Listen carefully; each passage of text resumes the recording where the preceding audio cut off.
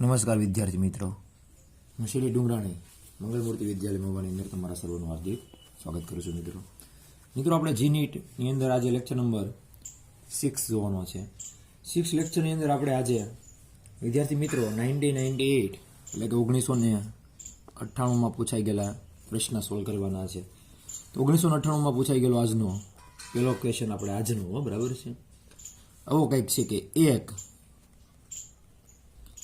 Galvanometer જે છે એનો અવરોધ 9 ઓહમ છે અને શંટના તારનો અવરોધ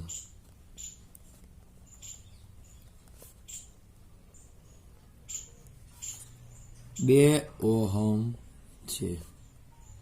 જો પસાર થતો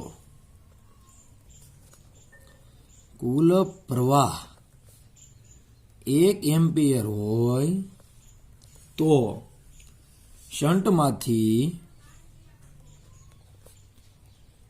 પસાર થતા પ્રવાહનું મૂલ્ય કેટલું? મિત્રો આ ક્વેશ્ચન કઈ રીતે સોલ્વ થશે તો એ આપણે જોઈએ.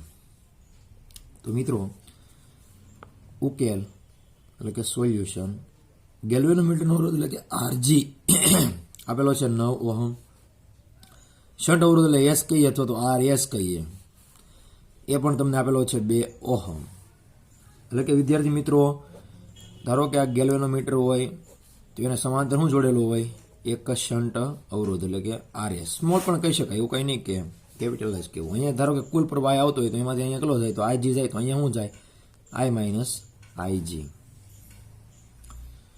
વિદ્યાર્થી મિત્રો પહેલા તો બેનો સમતુલ્ય અવરોધ ગોતી નાખીએ આપણે, બરાબર છે. પછી વી ઉપરથી આપણને જે છે એ શું મળી જાય? તો આઈ મળી જશે. અથવા તો વોલ્ટેજ પહેલાં તો ફાઇન્ડ કરીએ આપણે આના, કે આ ગેલ્વેનોમીટરની અંદર વોલ્ટેજ કેટલા હશે? તો વી બરાબર આઈ આર. અથવા તો કુલ આખા બેનો પહેલાં તો અવરોધ મેળવીએ, પછી કુલ આખો વોલ્ટેજ મળી જાય, પછી વોલ્ટેજ બદલાય નહીં સમાંતરમાં, એ તમને ખબર જ છે. એ ક્રિયા પણ અહીંયા વાપરી શકીએ આપણે. પેલા તો બે સમાંતરમાં છે એટલે એનો સમતુલ્ય અવરોધ 1 આપણે આર કહીએ તો શું આવે? આરજી વત્તા 1 આરએસ. અથવા તો શું થઈ જશે? આર બરાબર આરજી ગુણ્યા આરએસ છેદમાં આરજી વત્તા આરએસ, બરાબર છે. R1 ગુણ્યા R2 છેદમાં R1 વત્તા R2 વાળું સૂત્ર જે છે એ એપ્લાય કરી શકીએ. તો કેટલો છે? તો 9 × 2 છેદમાં 9 પ્લસ 2 એટલે કે 18 છેદમાં 11 શું આવશે? ઓહમ. સમતુલ્ય અવરોધ તો વી કેટલો થશે? કુલ વી તો આઈ આર ઈ ક્યુ. આ આપ્યો છે આખો, જો કુલ પ્રવાહ આ આપ્યો છે, જો તમે 1 એમ્પિયર છે. તો અહીંયા 1 લઈ લઈએ અને આર જે છે એ 18 છેદમાં 11 એટલે આન્સર શું આવશે? વોલ્ટેજ તો 18 છેદમાં 11 વોલ્ટેજ એ મળશે તમને. ઓકે, હવે વી મળી ગયા પછી શંટમાંથી વહેતો પ્રવાહ મેળવવો હોય તો શું કરવું પડે? તો સમાંતર જ છે કે નહીં? તો આમાંથી વહેતો પ્રવાહ મેળવવો હોય તો વોલ્ટેજને સમાંતર છે એટલે વીના છેદમાં શું મૂકવો પડે? આર, શન્ટ અવરોધ. સમજણ પડે છે ને? કેમ કે સમાંતર જે છે એની અંદર તમારે શું ન બદલે. આ તો પેલા સમજણ પડી ગઈ તમને. વી બરાબર આઈ આર ઈ ક્યુ એટલે કે વી બરાબર આ કેટલો છે 1 અને આર ઈ ક્યુ કેટલો છે 18 છેદમાં 11.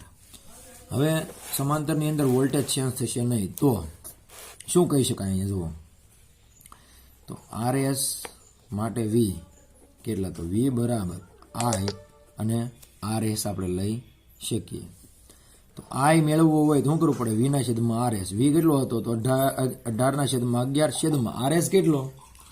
એ તો આપેલો જ છે ભાઈ, જુઓ તો કેટલો છે? 2. તો 2 જે છે અહીંયા ગુણ્યા એટલે કે 18 ઉડી જાય એટલે 9 છેદમાં કેટલો આવે છે? 11 આવશે. એટલે કે આઈ બરાબર 9/11 એમ્પિયર. એટલે કે 9/11 ને હજી તમારે કન્વર્ટ કરવું હોય ને તો 0.8 એમ્પિયર થાય, બરાબર છે. આ 1998માં પૂછાઈ ગયેલો આજનો પહેલો ક્વેશ્ચન. હવે આજે આપણે 1998માં પૂછાઈ ગયેલો હજી બીજો ક્વેશ્ચન આજનો આપણે પાછા જોઈએ હજી. તો બીજો ક્વેશ્ચન પણ કંઈક આ પ્રકારનો છે. 2 લાંબા તાર એકબીજાથી 1 મીટર અંતરે સમાંતર રાખેલા છે, એટલે 2 લાંબા તાર છે આ રીતના. ઓકે, એકબીજાથી કેટલા છે? 1 મીટર એટલે કે આ અંતર જે છે એ ડી કેટલું છે? 1 મીટર જેટલું છે. બંને તારમાંથી 1 એમ્પિયર પ્રવાહ વહે એટલે કે અહીંથી I1 કહીએ તો 1 એમ્પિયર અને I2 કયો ને તો તે 1 એમ્પિયર જ પ્રવાહ છે. બંને તાર વચ્ચે એકમ લંબાઈ દીઠ લાગતું આકર્ષી બળ. હવે વિદ્યાર્થી મિત્રો જુઓ, તમને એક વસ્તુની વાત કરીએ કે જો બે તારની અંદર સમાન દિશામાં પ્રવાહ વહે ને તો કયું બળ લાગે? તો આકર્ષી લાગે. આવું મેં તમને પહેલા વાત તો કરેલી જ છે. બે તારની અંદર વિરુદ્ધ દિશાના પ્રવાહ વહે તો બે તાર જે છે એકબીજાને શું કરશે? અપાકર્ષી બળ લાગશે, એટલે કે અપાકર્ષણ કરશે. એટલે બે તાર દૂર જશે અને આ બે તાર નજીક આવશે. હાલો, એવી બહુ કાંઈ ચર્ચા કરવી નથી આપણે, તો આકર્ષી બળ જોતું છે F/L, એકમ લંબાઈ દીઠ એટલે F/L કહીશું આપણે. કેટલા? બે તારો વચ્ચે લાગતું બળનું સૂત્ર છે μ0 I1 I2 L, એટલે કે બેની લંબાઈ અને છેદમાં 2πd. L છેદમાં અહીં આવવા જોઈએ એટલે F/L આવી જાય. એકમ લંબાઈ દીઠ આપણે એ તો ફાઇન કરવાનું છે. રેડી? તો μ0 I1 I2 અને છેદમાં 2πd. μ0 કેટલો છે તો એ તો બધાને ખબર જ હોય, એમાં કંઈ પૂછવાનું થોડું હોય. તેથી આપણે કહીએ તો F/L બરાબર μ0 કેટલો હોય તો એ હોય છે 4π × 10⁻⁷. I1 કેટલો હોય એ આપેલો છે 1 એમ્પિયર, I2 કેટલો છે 1 એમ્પિયર છે, છેદમાં 2π, d કેટલો છે 1 મીટર છે ને ભાઈ? હા, અહીંયા તો કંઈ આનું કંઈ ટેન્શન નહીં, અહીંયા ઉડી જાય. 2 દૂને 4 અને પાય તો આન્સર શું આવશે? તેથી F/L બરાબર 2 × 10⁻⁷ ન્યૂટન વેફનું એકમ અને છેદમાં શું છે L છે, તેનો એકમ શું આવશે? મીટર ઇન્વર્સ, એટલે કે ન્યૂટન પ્રતિ મીટર, અથવા તો ન્યૂટન મીટર ઇન્વર્સ તમારે શું આવે? યુનિટ્સ આવે. કોનો? એકમ લંબાઈ દીઠ બળનું.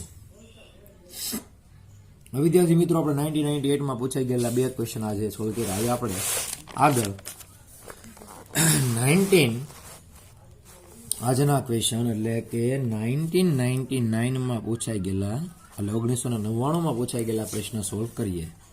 આજનો ત્રીજો પ્રશ્ન, વિદ્યુત ભાર જે છે એની માટે E/m નું મૂલ્ય આપેલું છે. એટલે E/m નું મૂલ્ય કેટલું છે? તો એ મૂલ્ય જે છે 10⁸ કુલમ પ્રતિ કિલોગ્રામ છે. કેટલું છે? રેડી? અને વેગ આપ્યો છે કે 3 × 10⁵ છે.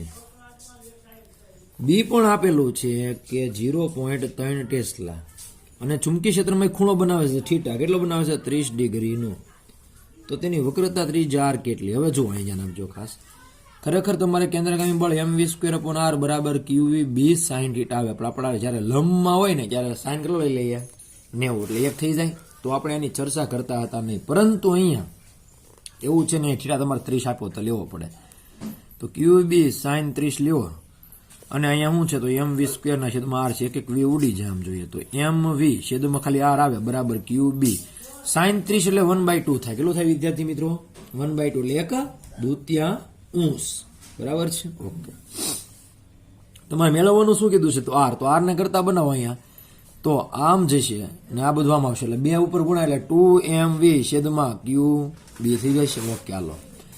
તેથી હજી r ને આપણે આગળ ધપાવીએ, એટલે આગળ લઈ જઈએ તો m કેટલો છે આપણી પાસે? 2. પહેલા તો e છે, m કેટલો હોય? એ આપ્યો છે E/m. જો અહીંયા, અને એ કયો ને તો આ ઊંધું આપ્યું કહેવાય ગયા નહીં. તો છેદમાં આપ્યું છે 10⁸ કુલમ. રેડી છે? સમજણ પડી ગઈ કે નહીં? એ અહીંયા છે ને ઉપર એમ છે, તો E/m કરવું હોય તો શું કરવું પડે? આને છેદમાં લઈ જવો પડે, આમ એના છેદમાં. તો તમને આપ્યું છે 10⁸ રકમમાં. v આપ્યો છે, જુઓ કેટલો છે? 3 × 10⁵. અને b 0.3 ટેસ્લા. તો અહીંયા તમારે ઉડી જાય. જો આમ જુઓ તો 0.3 એટલે શું થઈ જાય? તો અહીંયા તમારે 10 આવશે. જો હું આવશે ઉપર આ 10 એટલે 10⁻⁴ ને આ 5 એટલે કેટલી થાય છે? 6. તો 2 × 10⁶ - 8 થાય. તો r શું આપણી પાસે આવે? તો 2 × 10 માઇનસ કેટલી ઘાત આવશે? 2 અને મીટર. રેડી ને? હવે આને કન્વર્ટ કરો 10 - 2 મીટર એટલે શું થાય? સેન્ટીમીટર. તો 2 સેન્ટીમીટર. તો તમારો રાઈટ આન્સર જે છે એ આ રીતે આવી જશે. તો મિત્રો આજનો હવે 4th ક્વેશ્ચન, 1998નો 4th ક્વેશ્ચન, બરાબર છે? એટલે 1999નો કંઈક આ પ્રકારનો છે કે આંટાની સંખ્યા અને ત્રિજ્યા અનુક્રમે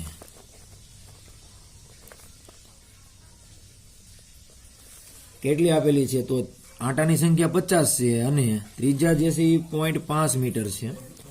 પસાર થતો પ્રવાહ આપણી પાસે જે પ્રવાહ હોય કરંટ એ આપેલો છે કે 2 એમ્પિયર હોય તો ગૂંચળાના કેન્દ્ર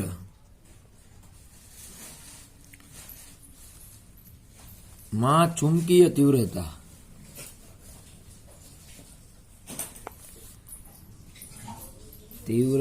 કેટલી હશે?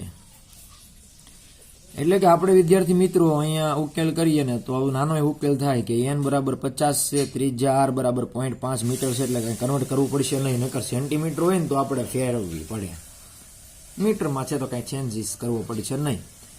કરંટ પણ તમને મિત્રો આપેલો છે કે 2 એમ્પિયર છે અને ગૂંચળાના કેન્દ્ર પાસે, એટલે બી મેળવવાનું છે પણ ક્યાં? કેન્દ્ર પાસે. તો એનું ફોર્મ્યુલા આપણને બધાને ખબર છે કે બી કેન્દ્ર પાસેનું સૂત્ર μ0 ni/2r થાય. μ0 તો આપણને બધાને ખબર જ હોય કે 4 pi × 10⁻⁷ જ થાય. n પણ ખબર હોય કે 50 આંટા છે અને i તો ખબર જ હોય કે 2 એમ્પિયર છે અને છેદમાં 2 નો 2 અને r કેટલો છે તો 0.5 છે. તો અહીંયા તમને ખબર પડે કે અહીંયા શું થાય? સીધું 10 આવશે, 2 ઉડશે, 10 × 4 pi. તો તમને આન્સર તો આમ તો ખબર પડી જ જાય કે કેટલો આવે. એ 10 ગુણ્યા તમે 4 પાઈ કરો ને વિદ્યાર્થી મિત્રો, એટલે તમારી પાસે અહીંયા 10 ની પણ અહીંયા આવશે તમારી પાસે 100 આઈ થિંક. હા, એમાં 0.5 5 કરો એટલે 10 આવે અને પછી અહીંયા તમારે જો અહીંયા માઇનસ, એટલે અહીંયા શું છે 100 થઈ જશે 6 અને અહીંયા એટલે અહીંયા તમારે થાય છે 4 પાઈ × 10⁻⁵ આવે પહેલાં. પછી તમે એને પાછું 4 પાઈનો ગુણાકાર કરો તો તમારી પાસે આવે 12.5. પછી જે ઘાત ઘટાડો તમારી પાસે મિત્રો આવશે તે બતાતું નહોતું હશે. બરોબર, ચાલો જોઈએ આપણે. બી કેન્દ્ર પાસેનું સૂત્ર શું થાય? તો μ0 ni/2r થાય. આ ફાઇનલ. ઓકે, હાલો 4 પાઈ એમ એટલે કે μ0 ની કિંમત, પછી n તો કેટલો 50, i કેટલો તો બગડો છેદમાં 2 તો એમને r કેટલો છે તો 0.5 છે. હવે અહીંયા તમે ઉડાડો તો 50 ને ઉડાડો હોય તો 5.5 વડે તો અહીંયા કેટલા આવે 100.5 તો કેટલા થશે 50 થશે. રેડી થઈ ગયો. ડબ્બે ઉડી જશે. વચ્ચે હું 100 ગુણ્યા 4 પાઈ ગુણ્યા 10⁻⁷. 100 એટલે શું થાય 10 ની 2 થાય તો -7 + 2 એટલે કેટલી થઈ જશે 5. તો 4 પાઈ ગુણ્યા 10 ની + 5 તો 4 ગુણ્યા 3.16 4 તેરી ને 12 12 ને 0.5 આપણે રાઉન્ડ ઓફ કરીએ તો 12.5 ગુણ્યા 10 ની -5 ટેસ્લા આવે. પણ આ નો હજી જોતું હોય તો શું કરવું પડે? તો એનું રાઉન્ડ ઓફ કરીએ તો રાઉન્ડ ઓફ નહીં પણ 1 પોઈન્ટ આમ લઈએ એટલે 1.25 × 10⁻⁴ થાય ને. 1 પોઈન્ટ અહીંયા તમારે માઇનસ એ કરાવી દેવાનું, માઇનસમાં પોઈન્ટ છે. રેડી છે? રેડી છે. એમાં ક્યાં કઈ વાંધો નથી મિત્રો. આગળનો ક્વેશ્ચન એટલે કે આજનો 5મો ક્વેશ્ચન એ પણ તમારે વિદ્યાર્થી મિત્રો 1999માં પૂછાઈ ગયેલો પ્રશ્ન છે. બરાબર છે? જી નીટની અંદર પૂછાઈ ગયેલા પ્રશ્ન આપણે સોલ્વ કરીએ એટલે કે અહીંયા જે છે પીએમટીમાં પૂછાઈ ગયેલા પ્રશ્ન હોય. બરાબર છે? તો આજનો ક્વેશ્ચન નંબર 5 આપણે જોઈએ. તો એક લાંબા પોલા કોપરના પાઇપમાંથી શું પ્રશ્ન છે? એક લાંબા અને પોલો છે પાઇપ. પોલો કોનો પાઇપ છે? તો કોપરના પાઇપમાંથી પ્રવાહ પસાર થાય છે. શું પસાર થાય છે? તો પ્રવાહ પસાર થાય છે. બરાબર છે? ઉત્પન્ન થતું ચુંબકીય ક્ષેત્ર તમારે મેળવવાનું છે. એટલે કે ઉત્પન્ન થતું ચુંબકીય ક્ષેત્ર કેટલું? હવે પોલો પાઇપ છે તો એની અંદર તમે વાત કરો તો ચુંબકીય ક્ષેત્ર કેટલું હોય તો તમને પ્રશ્નની અંદર જવાબ આપ્યો છે કે પાઇપની અંદર અને બંને બાજુએ શૂન્ય હોય, માત્ર પાઇપની અંદરની ભાગમાં શૂન્ય હોય, માત્ર પાઇપની અંદરના ભાગમાં શૂન્ય હોય, માત્ર પાઇપની બહારના ભાગમાં શૂન્ય હોય. અને છેલ્લો પ્રશ્ન છે કે અંદરે શૂન્ય ન હોય અને બહારે શૂન્ય ન હોય. તો આપણે એક તો આ પ્રશ્ન સોલ્વ કરીએ તો એમ્પિયરનો સર્કિટલ નિયમ શું છે? BDL સંકલન બરાબર μ0 સિગ્મા i સૂત્ર છે. બહારના ભાગની વાત કરો, ધારો કે આ રીતનો એક પાઇપ હોય, એમાં તમારે બહારના ભાગમાં અહીંયા મેળવવું હોય એટલે અહીંથી આટલું. રેડી? તો ત્યાં કેટલું હોય? તો પ્રવાહ અહીંયા કાંઈ છે અહીંયા તમારે ગોસીને તમે એક પૃષ્ઠ લઈ જવાની જેવું જ. તો અહીંયા કાંઈ મળે તમને જોઈએ તો ન મળે. આઈ છે જ નહીં તો ત્યાં શું આવશે? 0 આવશે. બી પણ અંદર તો ત્યાં આઈ છે, ઘેરાય છે. આ એક આઈ ઘેરાય છે. છે એટલે ત્યાં 0 નહીં આવે એટલે અંદર જે છે એ આઈ જે છે એ કાંઈક હશે. સોરી અંદરના ભાગમાં આઈ જ ન હોય ને. અંદરના ભાગમાં આઈ તો ક્યાંથી હોય? આ ઓલું છે ને, પોલું છે મિત્રો. અહીંયા આપજો અંદરના ભાગમાં આઈ નહીં હોય, પણ અહીંયા કંઈક આઈ હોય. અહીંયા તમે જો તો ઘેરાય કે નહીં? ઘેરાય જ ને ડોહો.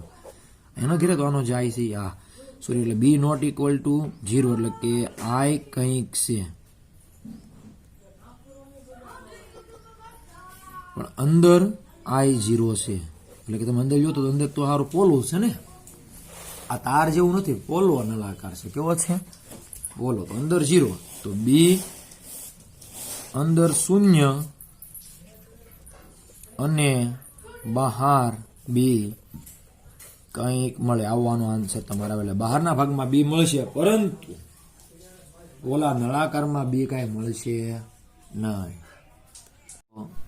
છઠ્ઠો પ્રશ્ન કંઈક આ પ્રકારનો છે કે 1000 આંટાવાળી 0.1 મીટર ત્રિજ્યા ધરાવતી, એટલે કે ઉકેલની અંદર વાત કરીએ સોલ્યુશનમાં તો n બરાબર 1000 આંટા. ત્રિજ્યા આપેલી છે કે 0.1 મીટર છે અને પ્રવાહ જે છે એ 0.1 એમ્પિયર છે. તો ગૂંચળાના કેન્દ્ર પર ચુંબકી ક્ષેત્ર B નું સૂત્ર μ0ni/2r થાય. બરાબર છે. તો મિત્રો આની અંદર ખાલી તમારે શું કરવું પડે? તો ખાલી થોડોક ફેરફાર કરવો પડે નહીં જાય, એમાં બધા ખાલી કિંમતો મૂકવી પડે. બરાબર છે. મેન પ્રશ્ન એ છે એટલે કે μ0 જે છે એ 4π × 10⁻7 થશે આપણી પાસે. n જે છે એ 1000 છે, આઈ જે છે એ 0.1 છે અને છેદમાં 2mm અને r 0.1 ઉડી જાય. બરાબર છે. તો 2 દુ 4 થઈ જાય, 2π અને 1000 એટલે કે 10 અહીંયા 7 છે ને અહીંયા 3 થાય એટલે કે આપણી પાસે આવે 4. તો 2π એટલે કે 2 × 3.14. બરાબર છે. તો આમ તો એ તો 6 પોઈન્ટ સમથિંગ કાંઈક આનો જે છે એ જવાબ આવી જાય. 6.28 14 થાય એટલે 6.28 ગુણ્યા 10⁻7 + 3 એટલે -4 ટેસ્લા આપણને બી મળી જશે. બરાબર છે. તો આપણને એટલું બી એટલે કે ચુંબકી ક્ષેત્ર મળી જાય. મિત્રો આપણે 7મો પ્રશ્ન જે છે હવે જોઈએ આજનો. બરાબર છે. પી બિંદુ પાસે ચુંબકી ક્ષેત્ર કેટલું હશે? પ્રશ્ન એવો છે કે પી બિંદુ પાસે બી કેટલું હશે? હવે ક્યારે પૂછાઈ ગયેલો છે? 2000માં પૂછાઈ ગયેલો છે. બરાબર છે. હવે આમ તો તમારા જન્મની નજીક આવતા જઈએ છીએ આપણે. તો જોઈએ તો કેવું છે. તો બે સમાંતર તારો છે, એકમાંથી 5 એમ્પિયર પ્રવાહ વહે છે, બીજામાંથી જે છે એ 2.5 એમ્પિયર પ્રવાહ વહે છે અને પી બિંદુ જે છે એ વચ્ચોવચ્ચ છે. આ જે છે એ 5 મીટર છે. રેડી? ડિસ્ટન્સ એમ. તો તમારે પી બિંદુ પાસે ચુંબકી ક્ષેત્ર કેટલું હશે એવું મેળવવાનું છે. હવે આનું ચુંબકી ક્ષેત્ર જે છે અહીંયા અંદર હોય ને આનું જે છે એ બહાર હોય. જુઓ તમે અહીંયા જુઓ તો આ તાર આમ છે એટલે તમે અંગૂઠો આમ રાખો તો આંગળા જે છે એ ક્યાં જાય? જુઓ તો આંગળા જે છે એ ક્યાં જાય? અંદર જાય. ને અહીંથી તો અહીંયા જે છે કેમ થાય છે? તો અહીંથી બહાર આવશે એટલે અહીંથી બહાર ને અહીંયા જુઓ તો અહીંયા સિલે અંદર જ તે. તો અહીંયા અંદર આના લીધે આંગળાને અહીંથી બહાર. તો આનું ચુંબકી ક્ષેત્ર જે છે એટલે કે 5 એમ્પિયર જે છે એનું અંદર બી હશે અને 2.5 એમ્પિયરનું બહાર. તો શું થાય? તો B2 - B1 થાય. મિત્રો સમજણ પડે છે સદિશ બી? હવે B2 કેટલું? તો એ તો ખબર જ પડે. μ0 ni છેદમાં આના લીધે અહીંયા લીધે એટલે 2πr. રેડી? એને 1 કહી દઈએ અહીંથી ડિસ્ટન્સ. એટલે કે કેટલું થાય? 2.5 થાય. આ રીતે 2.5 જ થાય. એમાં કાંઈ નવીન છે નહીં. માઇનસ B1 કેટલું થશે? તો 2.5 ના લીધે એટલે કે μ0 એને આપણે I2 કહીએ છેદમાં 2π એ શું થશે? R2 distance. એ તો R જ રહેશે. આમ તો સરખું થાય. એમાં કાંઈ ચેન્જીસ થશે નહીં એટલે કે આપણને બી મળશે. μ0I એમાં તમારે μ0 છેદમાં 2π જે છે કોમન કાઢી લો ને આ એ કોમન કાઢી લો તો 1/R1 - 1/R2. એ તો સેમ જ છે ને આ બે. બરાબર છે. છેદમાં એને જવા દો, એને કોમન ન કઢાય. આઈ ને કોમન ન કઢાય. I1 ને I2 છે એ રાખો. તો μ0 છેદમાં 2π R કોમન કાઢી લો. R1 ને R2 જે છે એ R જ થશે અને અહીંયા શું થશે? તો I1 - I2 બરાબર બી થશે. વિદ્યાર્થી મિત્રો તેથી આપણે બી ના કરતા બનાવો તો μ0 એટલે કે 4π × 10⁻7 છેદમાં 2π અને R કેટલો છે? તો એ આપણી પાસે છે જ ને કે 2.5 મીટર. રેડી? 5 નું અડધું. અને અહીંયા પ્રવાહ જે છે 1/5 અને 1/2.5 એટલે આ જવાબ આવશે 2.5. તો આ 2.5 ઉડશે અને 2 દુ 4 એટલે કે આપણી પાસે આન્સર આવશે 2 શું આવશે આન્સર જુઓ તમે, 2 ગુણ્યા 10 - 7 ટેસ્લા, એટલે કે આપણી પાસે શું આવશે તો આ બી આવશે કે 2 ગુણ્યા 10 - 7 ટેસ્લા. આમ જોઈએ તો બરાબર છે ને, એમાં કઈ નવીનતમ છે નહીં. હવે અંદરની બાજુ એ હોય ને એટલે કેવું આવે તો માઇનસ આવે, એટલે અહીં તમારે જે છે કેવું કેવું પડશે માઇનસ પરિણામી, બરાબર છે ને, કેમ કે 5 એમ્પિયરનું અંદર છે ને 2.5 બહાર છે ને, તો મોટું કયું થશે તો 5 તો એ અંદર આવશે, નાનું બહાર, તો અંદરનું પરિણામ થાય એટલે અહીં માઇનસ નિશાની આપણે મૂકી દઈએ, અથવા તમે એમ કહો ક્રોસ એમ. તો મિત્રો આજે જે છે આપણે કેટલા ક્વેશ્ચન સોલ્વ કર્યા, તો આજે આપણે જે છે 6 પ્રશ્નો એટલે કે 6 ક્વેશ્ચન જે છે એ સોલ્વ કરી નાખ્યા છે મિત્રો, બરાબર છે. હજી એક આપણે ક્વેશ્ચન આમ તો જોઈ લઈએ, 7 જોયા છે મિત્રો, 8મો આપણે જોઈએ હવે. તો મિત્રો ક્વેશ્ચન નંબર એટલે કે પ્રશ્ન નંબર મિત્રો 8 જી નીટનો રેડી. 1990 પૂછાઈ ગયેલા પ્રશ્ન જોઈ લીધા, 1999માં, પછી 2000માં પૂછાઈ ગયેલા, અને હવે આજે આવ્યા છે 2001માં પૂછાઈ ગયેલો પ્રશ્ન. એમ દળ અને ઈ જેટલી ઉર્જા ધરાવતા ઇલેક્ટ્રોન એક નિયમિત ચુંબકીય ક્ષેત્રને લંબ સ્વરૂપે દાખલ થાય છે તો તેની આવૃત્તિ કેટલી, એવો પ્રશ્ન કંઈક પૂછેલો છે. તો આપણે આવૃત્તિ એફ જે છે એ મેળવવી છે. આમ અહીંયા કરીએ સોલ્યુશન એટલે કે ઉકેલ. હવે વિદ્યાર્થી મિત્રો આવૃત્તિનું સૂત્ર જે છે 1/માં ટી છે. હવે લંબરૂપે દાખલ થાય સાયક્લોટ્રોન વાળી થિયરી આવે એટલે કે mv² બરાબર qvb વાળી થિયરી લાગુ પડે.